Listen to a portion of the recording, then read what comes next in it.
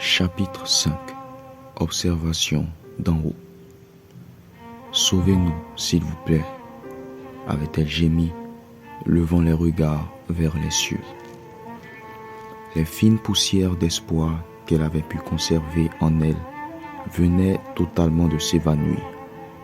Et comme le tome 3 de The Real Genesis l'avait prédit, Hypnoticus Humanus, ce qui illustrait que naître à la parole hypnotique, le serpent avait fait sombrer l'homme dans un sommeil de la mort, lui faisant perdre conscience de tout l'univers de vie qui l'entourait. Et les résultats étaient là aujourd'hui. L'amour avait totalement disparu des cœurs. Alana avait crié de toutes ses forces après avoir émis sa lettre de démission au directeur de la brigade. Malgré le refus de celui-ci ainsi que de certains collègues, elle avait quand même, dans l'après-midi du 12 août, jour suivant celui de l'interrogatoire, marqué le reste de ses effets et s'en était allée, sous les regards attristés de tous les agents de la police. Étant donné la grande catastrophe que représentait le dossier Biller, la population d'Allentown, qui avait vu leur premier sergent de haut grade accomplir des exploits durant ces 9 dernières années, avait endossé la nouvelle avec grand calme. Certains comprenaient même son action, car, se disait-il, cela était l'un des cas les plus extrêmes et la confrontation face à celui-ci représentait un choc énorme pour elle, tandis que d'autres trouvaient cela lâche de sa part d'abandonner après un si grand nombre d'années, un total manque de professionnalisme selon eux. À l'aide, sauvez-nous s'il vous plaît, pleurait-elle. Ses cris retentissaient encore plus fortement dans la pénombre de la chambre où elle se trouvait, à genoux, larmes dégoulinantes sur le visage, cheveux en bataille. Qu'allait-elle devenir? Qu'allaient-ils tous devenir? Perdue, l'humanité était perdue. Entre douleur, souffrance et peur, la vie des hommes semblait misérable. Alors, lorsque les difficultés prenaient ainsi le dessus, lorsque la vie devenait insupportable, ils posaient tous cette même action, un geste des plus simples, mais qui témoignait de l'espérance et de la foi qu'ils avaient. Ils levaient tous la tête vers le ciel, comme pour appeler à l'aide. Et sachant de façon instinctive, comme le veau connaissait que sa denrée lui venait du sein de sa génitrice au-dessus de lui, tels les humains savaient que quelqu'un résidait tout là-haut, quelqu'un qui les observait et qui avait l'oreille pour entendre leur détresse. Mais qu'est-ce que ça faisait de regarder d'en haut? Quelle vue pouvait-on avoir lorsqu'à une position des plus élevées que tous, l'on observait? À l'aide, sauvez-nous. Nous ne pouvons pas finir ainsi. Alana ne savait pourquoi elle répétait cette même phrase depuis maintenant plus d'1 heure, mais elle la laissait jaillir de son être, encore et encore, espérant toujours du secours, de l'aide, du salut, un moyen d'échapper à la colère qui allait s'abattre. Oui, il y en avait bien un, quelque part. Ainsi, s'il n'y restait plus aucun espoir dans le monde, il y en avait néanmoins un quelque part, et pourquoi pas venant de ceux qui semblaient avoir été donnés du ciel, et qui pour leur part avaient été faits depuis 2000 ans en arrière, après la venue du Christ, garant du secours et du salut des âmes comme celle d'Alana. Et ce fut dans ses appels incessants qu'elle fit la rencontre 3 mois plus tard d'un des membres imminents de cette ambassade du salut. « Veuillez m'excuser s'il vous plaît, avait-il dit. Elle se retourna dans un geste lent pour voir qui lui parlait. « Veuillez m'excuser, madame, mais vous avez laissé tomber cette carte, je crois. »« Oh, merci, dit-elle, tendant la main pour la récupérer. Elle fixa un instant la carte qu'elle tenait dans sa main, qui n'était tout autre que celle qui indiquait qu'elle était un membre de la brigade. « Je vois que vous faites partie de la police fédérale, lança l'homme en face d'elle. « Hein ?» fit-elle, étant tirée de ses pensées. Oui, disons, j'en faisais partie, répondit-elle en lui souriant, émue d'entendre un inconnu faire mention de cela. Alana fit un demi-tour, traversant du regard tous les articles qui se trouvaient à sa gauche, dans le rayon céréales où il se tenait, pour s'arrêter sur le regard de la caissière dans le fond. « Oh, désolé de l'avoir dit ainsi. Oh, non, tout va bien, fit-elle. Ne vous en faites pas, il n'y a aucun souci. Vous ne pouviez pas savoir.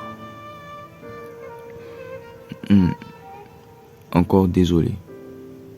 Mais attendez, vous êtes, n'est-ce pas vous le sergent de la brigade d'Orphad qui... Oui, sourit-elle, c'est moi. Oh, mais vous sembliez avoir une plus bonne mine la dernière fois que je vous ai vu à la télé, je veux dire.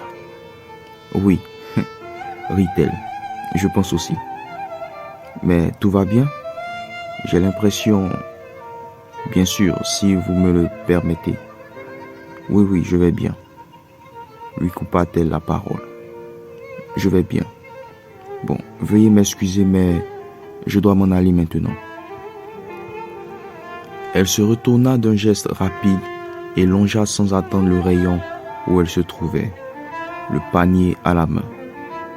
Elle avait depuis quelque temps un appétit d'oiseau et n'avait plus eu de vrai repas depuis fort longtemps.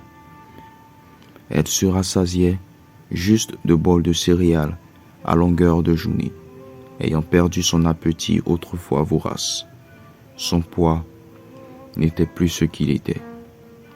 Attendez, je vois que vous soupirez après la justice et l'amour, n'est-ce pas, pour avoir agi comme vous l'avez fait. Comment savait-il cela? Qui était cet homme qui venait en un instant, en une simple phrase, de toucher réellement à sa plus grande aspiration? Son être tressaillit. On aurait dit qu'un défibrillateur cardiaque avait été utilisé pour réveiller son cœur endormi et même presque mort. Elle fondit sur ses genoux, ressentant à ses mots un amour adressé à son endroit, une considération, une once d'espoir. L'homme accourut vers elle et la souleva tout doucement, et sans la brusquer, il posa sa tête contre son épaule et n'émit aucun son. Il semblait avoir sondé son cœur. Elle se sentait comme à découvert, telle qu'elle pouvait ressentir un froid glacial la parcourir. Elle pleurait et pleurait encore, repensant à ses dernières années, à combien de fois elle avait perdu goût à la vie, à son échec de pouvoir arrêter à temps le criminel le plus sadique au monde, et à son entrevue avec celui-ci, à sa lettre de démission qui avait soulevé bon nombre de personnes contre sa personne, l'empêchant même de sortir sans garde rapprochée, ainsi qu'au manque de soutien venant de ses proches. Sa mère lui avait lancé une phrase des plus téméraires lorsqu'elle lui avait annoncé tout ce qu'elle pensait et ce pourquoi elle quittait la brigade. Ça ne m'étonnera jamais venant de toi. tu n'en fais qu'à ta tête et tu ne penses qu'à toi seul. Tu finiras seul à force. Elle s'était en effet retrouvée seule en un rien de temps, et la seule personne qui osait encore la visiter était Boris, car lui la comprenait et avait fini par accepter le fait qu'elle ne serait plus jamais sa coéquipière dans les prochaines enquêtes qui suivraient ces années. C'est ainsi qu'Alana Retz avait fait la rencontre de M. McDowell Austin, vice-dirigeant de la communauté ecclésiastique de Five Ministers Church, dont le siège se trouvait au centre de Los Angeles, en Californie. Certainement, celui-ci se trouvait en mission depuis une semaine maintenant dans la ville d'Allentown, en Pennsylvanie. Et les affiches de cette grande conquête des âmes se retrouvaient accrochées à tous les grands coins de rue. Le réveil était enfin là. Allentown verrait des jours meilleurs avec l'apparition et la venue de ceux qui représentaient les ambassadeurs de la bonne nouvelle partout sur terre. Mark Towell avait conscience de la parole qui l'avait conduit dans cette ville, sans compter le fardeau des âmes qu'il avait appris à endosser depuis maintenant 10 années de cela. Ayant fait totalement dévotion de son âme et son corps à Dieu au travers du commandement du Christ, il avait rejoint le mouvement de Five Ministers Church après avoir reçu une ferme conviction de la part de certains membres de sa famille qui appartenaient déjà à cette même communauté et s'y étaient donné corps et âme dans le service auprès du pasteur adjoint qui l'entretenait. Enfin, sur une période de 5 ans, il avait acquis le rang de diacre, puis de pasteur assistant. Je pense que vous devriez venir avec moi pour prendre autre chose que des céréales, lui avait-il lancé alors qu'il l'aidait à se remettre sur pied. Elle s'essuya la face du revers de la main, sentant son pouls revenir à la normale. Non merci, répondit-elle la gorge nouée. Je crois que je vais me contenter de ceci, dit-elle, jetant un œil à son panier plein de boissons gazeuses et de céréales. J'aimerais vraiment insister, s'il vous plaît. Je veux dire, vous venez quand même de vous effondrer sur le sol et je vous sens en mauvais état. J'insiste vraiment pour vous inviter à déjeuner, déclara Towell avant de continuer. Ne dit-on pas qu'une âme joyeuse est un bon remède pour le corps? Vous devriez accepter, au moins pour cette fois. Ah, vous devez avoir raison. Et puis, il est vrai que je n'ai pas pris de repas copieux depuis belle lurette. Ça alors, vous devriez penser à bien manger quand même si l'homme ne doit pas se nourrir que de pain. Mais un morceau à cette heure ne vous ferait pas de mal. Laissez-moi deviner. Référence Luc 4:4, avait-elle dit en riant. Je vois que vous vous y connaissez. Alors survivez. Plusieurs auront besoin de vous, Alana. Cette rencontre était des plus inattendues pour McDowell, aussi bien que pour Alana. Ils s'étaient attendus chacun pour leur part à une toute autre chose que ce qui venait de se passer. Alana n'aurait pu s'attendre à faire la rencontre d'un pasteur et McDowell non plus à celle d'un agent de police. Mais la vie leur avait réservé beaucoup de surprises. McDowell s'était pris d'amitié et de compassion pour la jeune Alana, ainsi qu'elle aussi, de même, pour lui. Elle voyait ses cris et son soupir être exaucés au fil des temps passés à discuter avec lui. Elle avait des questions et lui en avait les réponses. Ainsi donc, des jours après sa grande campagne d'évangélisation, McDowell, assistant du pasteur principal, s'était retrouvé avec Alana, ex-agent de police, sur la dalle de son appart à la Belle Étoile, après avoir pris un repas des plus savoureux. Elle avait retrouvé le sourire et avait repris ses anciennes habitudes lorsqu'elle était chez elle. Elle effectuait sa prière du matin sans manquer le temps de méditation, puis après quoi, se rendait dans le couloir de son salon, où était accroché tout en haut de la bibliothèque le drapeau de sa patrie, devant lequel elle avait eu l'habitude auparavant d'entonner l'hymne de la nation, ce qui lui rappelait qu'elle était pour la justice.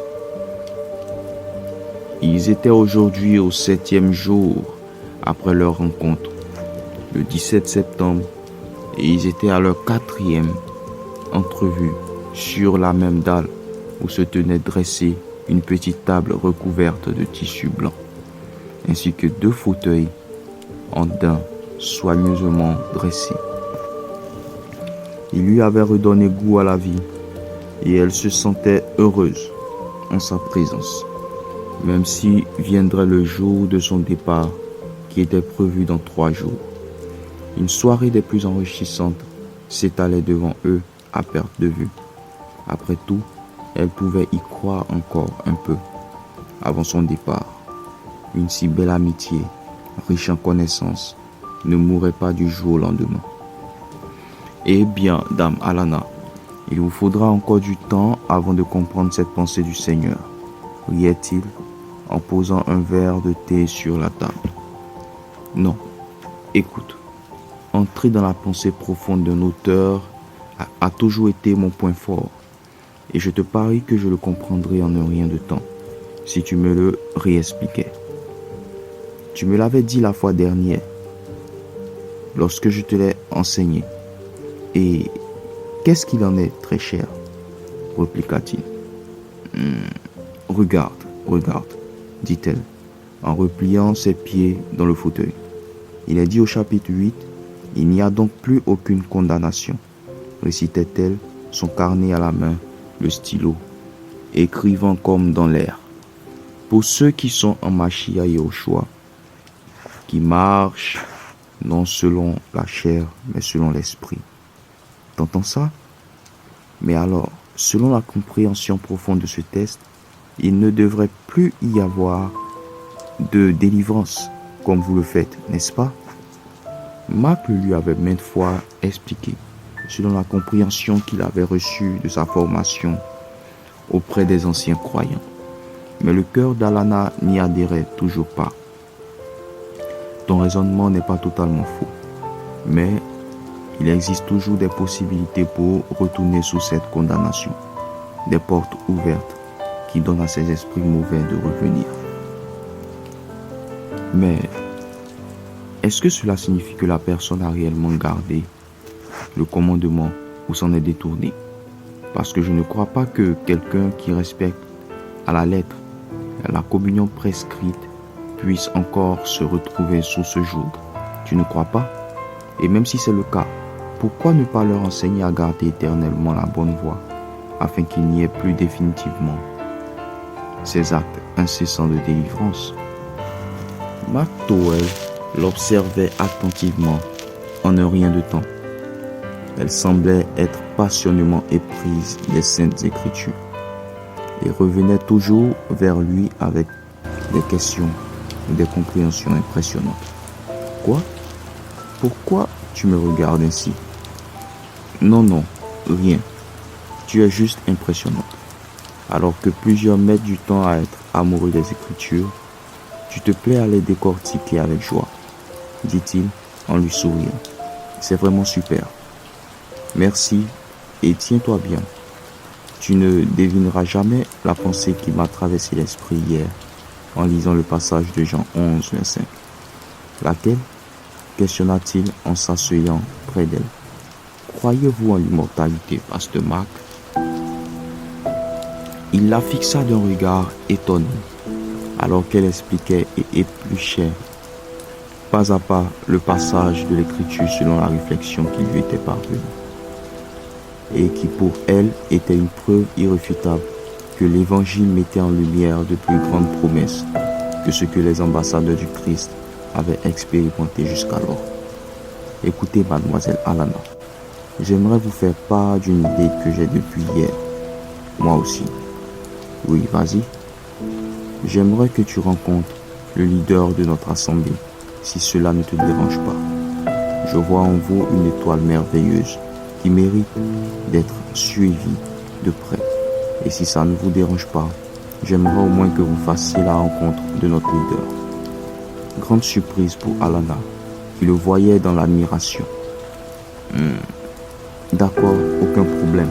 Et quand cela se fera? Le plus tôt possible, demain matin si possible.